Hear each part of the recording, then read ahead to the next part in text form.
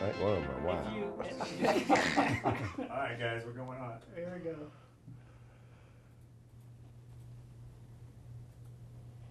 All right, welcome to Sour Sofkee. It's the first ever episode of Sour Sofkee. This is an evening program. We're going to live stream. We're going to try to do it every week. We're going to have people in from the community. This week, we've got Mike Flood, who's a former Supreme Court Justice. Yes, sir. And was it Executive Director or Chief of Staff? Chief of Staff and the Director of Education. Director of Education. And on the Board of Regents at the College of Muscogee Nation. Chair, yeah. Accolades. The dad who is my dad is Patrick Moore, former district court judge. I think you're the longest seated district court judge in the Creek Nation's history. And then former Principal Chief A.D. Ellis, two-term chief, and oversaw some great advances at the tribe. This show is, we're going to try to have, this is more like not necessarily a news type of show. It's going to be like a community-oriented show, and where people can come in and discuss it, like topics associated with the Creek Nation. The name Sour Sofkee is a name that I borrowed from my grandfather, who wrote a column in the Tulsa World. Is that right, Dad? I believe it was a Tribune. Could you kind of like tell people what that column was in a nutshell, and how Sour Sofkee relates to that, whatever you know about it? Well, from what I know is from what my father told me. He originally thought up the use of a dialect when he was at Chilocco Indian School. That's where he met one of the beavers, one of the beaver artists, and he did the logo for the book. And after the Depression started, my father went up to the Tulsa Tribune, or Tulsa World, whichever one it was, and had a meeting with one of the owners of the newspaper about doing a dialect article every week in the newspaper. And the man said, well, sure, he wanted to do that. And that started about I don't know, it might have been 2 or 3 years that my father wrote a story, and he tried to do it on a current event, whatever was happening. Probably in 1981 or 2, he published some of those stories in his book called Sour Sofkee, and I think some of them are available on Amazon, but it was a limited edition. There weren't more than 1,000 of them or so. They're not for sale by us. It's people who bought it. Only people that have them for sale is somebody who had one that my dad would have given them. The current events, the column, could you kind of explain to the audience what the format was, the recurring characters and stuff? Oh, he took on income taxes, he took on cars, he took on whatever was happening in Washington. He was kind of a dialect Will Rogers, let's say. And he had names. He copied the work that was done by Alexander Posey. Right. And Alexander Posey and my grandfather were classmates at Indian University in Muskogee back prior to 1900. And so how is the Mvskoke tied into that? Was that Granddad or was that Alexander Posey?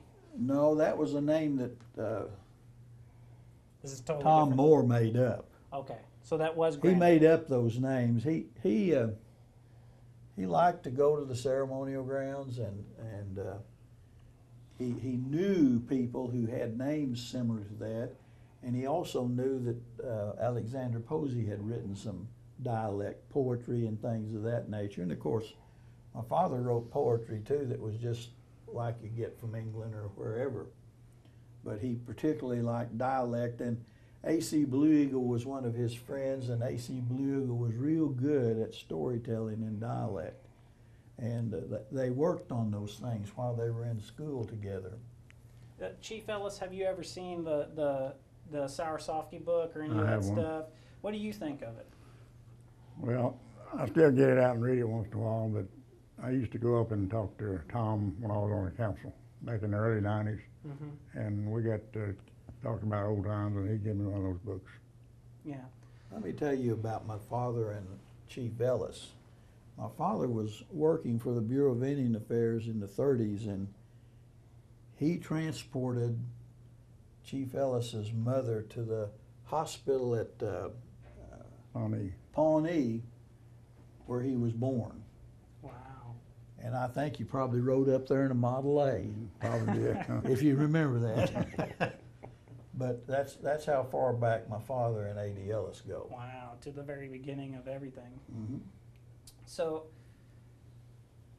that's kind of what the idea for this show would be a modern version of that, except instead of satirizing anything or using characters, have citizens come in and just talk about current topics or any topics that they want to talk about, or reminisce about things, or tell secret stories or history stories that not many people know. Mike, what have you been up to? Been eating pretty good. No, not since I retired. Kind of what I want to, involved with the college. Yeah. And we're growing. Yeah. We're a lot of folks don't know. I talked to a young man that came from California or Oregon that just happened to drive by, Creek Citizen, and didn't know we had college. Yeah. And he's enrolled now, and that's good. Wow. That's good to see. Yes. That's great. Yeah. As far as the college, how long do you see yourself being on the Board of Regents?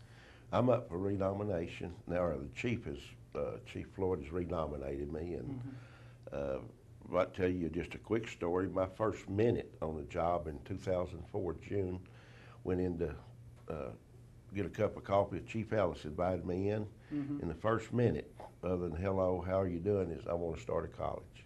Yeah. And that was in 2004, and I tell people the only smart thing I ever did, I had me some smart people that knew how to do it.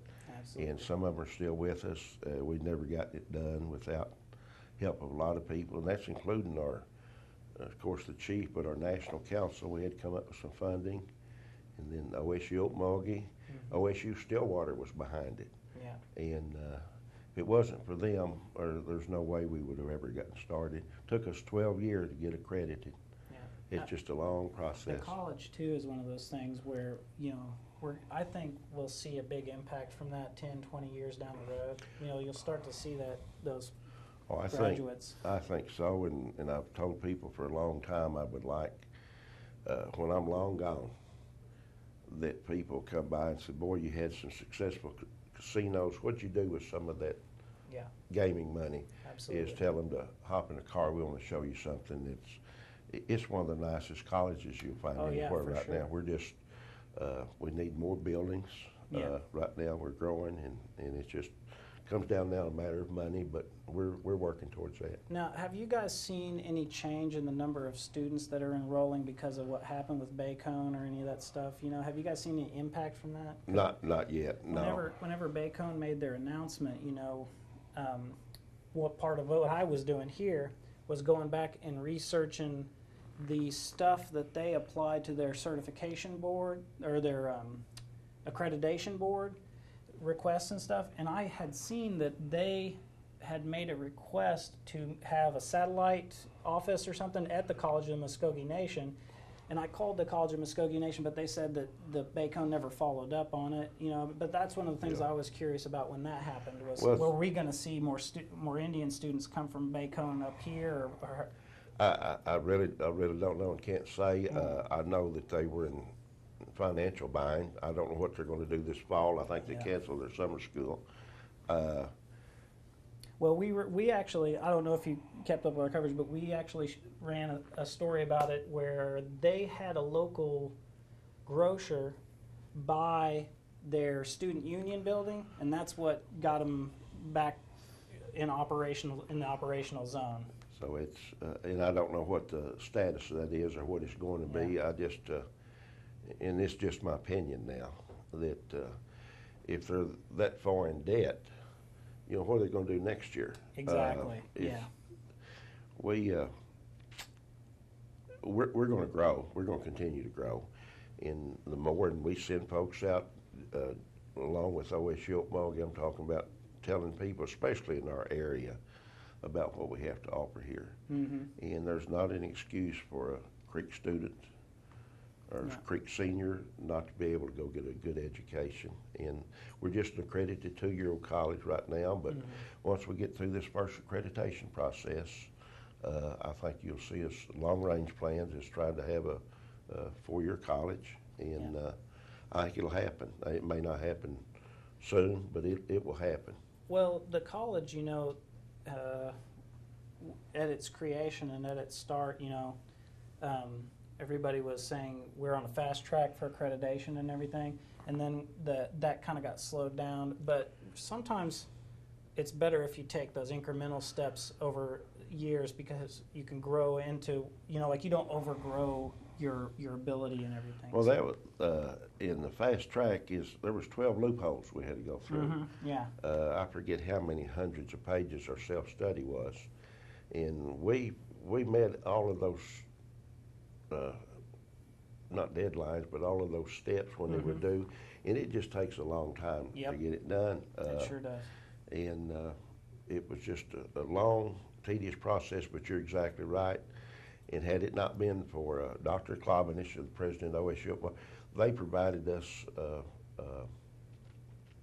office space, classrooms, telephones. In return, we were paying them the tuition for our kids. Yeah. But it was kind of it was a cooperative agreement between us and them, and it just took a lot of folks. And I got to give credit to our national council and all. Yeah.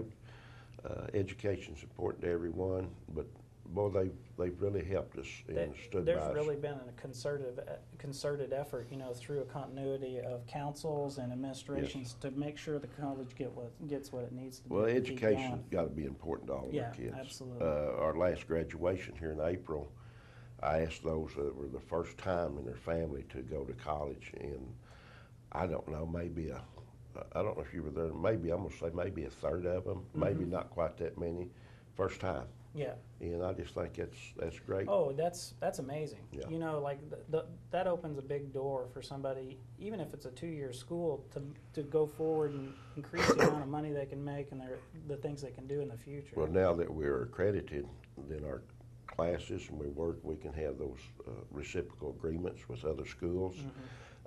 If someone wants to come in, and you mentioned Bacon as satellite, if it's something to come in here and we have classroom space for us where our kids can get the same thing here, hey, I'm all for that. Yeah, absolutely. You know, speaking of colleges, I was going to ask you, Dad, if you had heard anything about all of the student housing that OSU had purchased downtown, because they've renovated all of that stuff, and they have you seen the exercise thing that's down there? Yes. When is anybody seeing students down there? Yes, there's students downtown right now. Dr. Path felt like it was important to participate in downtown Okmulgee, but I think really if my figures may be off a few hundred, but there's somewhere around 2,700 students at OSU, and they have housing for 800. Yeah. So they need other places for students to be, and they renovated the old building that was at one time a post office, and it's really nice. Yeah, everything they've gone down and bought and redid looks great. That mural that's on the side of that building is awesome. Yes, I think they should have put the national champions up there in 1947 if they didn't do that. Yeah. So they also put in the parking lot down there and everything. Yes, sir. You know, I think you would think that would have an impact on the downtown. It does. It'll have a great impact on things that happen downtown too.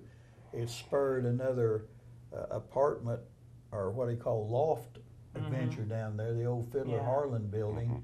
They're going to put 30 separate apartments in that building. I saw that. And that'll be quite an adventure down there. I know that we had been talking before about a rumor that there was going to be a bowling alley in there. Do you know anything about what happened with that? I don't know what they're planning. Yeah, they need some things down there for people, some activities. Well, you know, especially you have all those students down there, you know, because that's one of the things you want to keep them in the area. That there is some restaurants down there now but there's not a lot of, I don't know what you would say, like leisure activity places.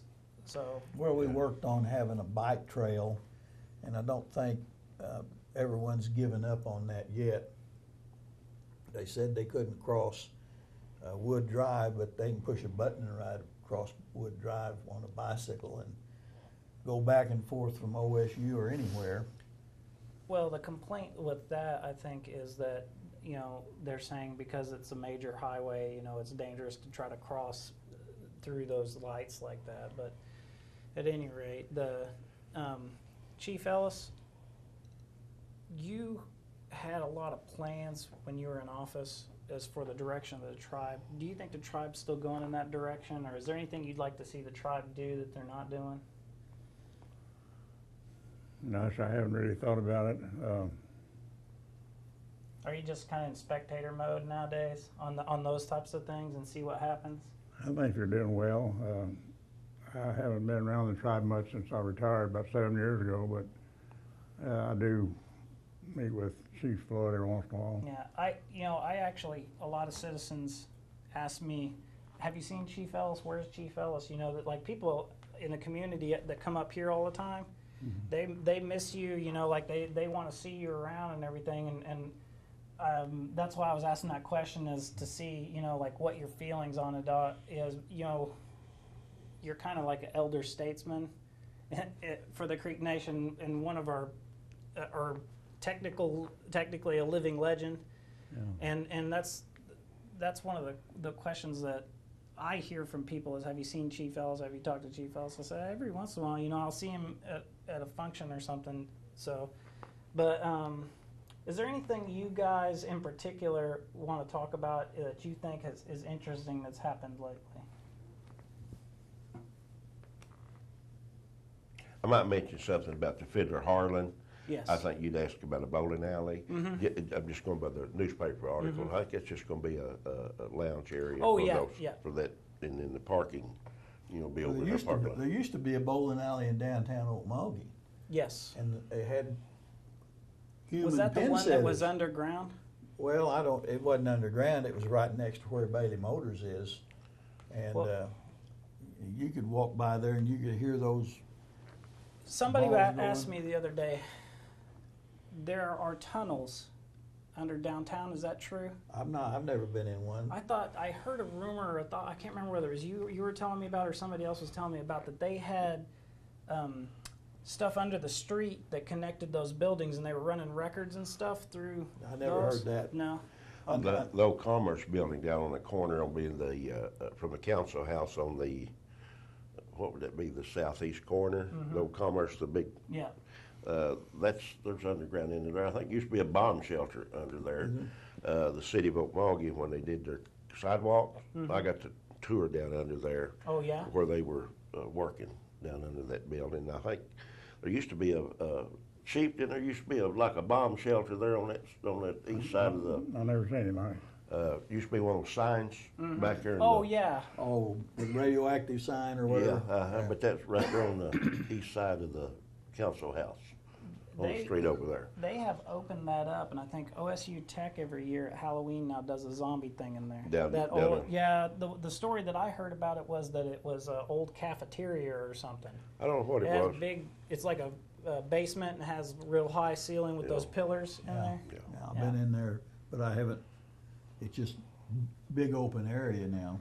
Yeah, yeah. But- Well, we're getting close to 7:30, and do you guys have anything else you want to talk about? I appreciate everybody coming in. This is the first episode of this show. We are going to have different people. I'm going to try to have different people every week. And if you want to be on the show, Kevin, if you could pop up that email me here, jmoore@muscogeemedia.com, and say, hey, I want to come on the evening show and I want to talk about this, and we will build a show around that, or anybody you want to bring with you. Citizens, if you have something you want to say to anybody, you can come in here. We have,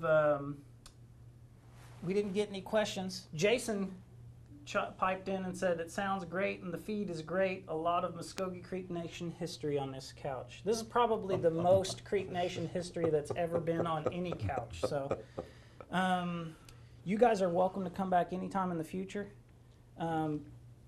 Mike, Judge, Chief, thanks for coming in. I really I'd like appreciate to say something. Kevin's done a good job tonight. Kevin, how long have you been with us? Oh, 1 year. 1 year. 1 year? Yeah, I didn't even mention Kevin. Kevin's running the board tonight. Kevin Barnett, our new reporter. Come out and get on camera for a second, Kevin. Did you tell me you've been here almost a year? Yeah, Yeah, 1 year. 1 year. yeah. Kevin's our semi-new guy, and he's learning how to run the whole shop behind the scenes. And he gets a big raise in a year? Well, that's that. If Mike Flood says it, then it has to happen. You know, that's the way that it goes. So, with that being said, I think we're going to wrap up for tonight, and we appreciate you tuning in to Sour Sofkee, and we're going to try to do this again next week. 2 weeks from now, I have a tentative show scheduled with a friend of mine. I don't know if you guys know Tate Steinzik, perhaps his Yes, mom. Yeah, he's one of my students. Tate Steinzik, who has gone on to be in the movie industry and was on the television program Face Off. He said he's going to come in and be on the couch, along with another special effects guy that I know named Eric Salisbury. He's a Choctaw, Indian Creek, but he's going to come in and we're going to have an Indian special effects movie maker night. So we've got that scheduled. That's 2 weeks from tonight. Next week, I don't know what we're going to do. I have no idea. So thanks for tuning in, and we'll see you guys next week. Pop that email off there. There you go.